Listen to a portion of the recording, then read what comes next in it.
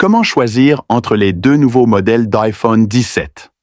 Le 17 Pro Max profite de la plus importante amélioration de performance de ces dernières années, tandis que le 17R, successeur du modèle Plus, se présente comme un tout nouveau modèle phare, à la fois fin et léger.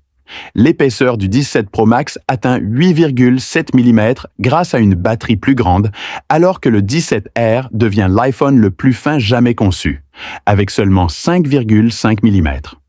Côté écran, le 17 Pro Max conserve une diagonale de 6,9 pouces, tandis que celui du 17R mesure 6,6 pouces. Les deux modèles bénéficient d'un taux de rafraîchissement élevé de 120 Hz.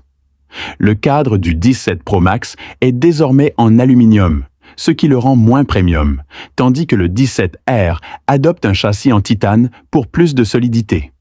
Sur le plan des performances, le 17 Pro Max embarque la puce A19 Pro, plus puissante, alors que le 17R est doté de la puce A19. Tous deux passent à 12 Go de RAM, soit une augmentation de 50% par rapport à la génération précédente, les plaçant au niveau des fleurons Android.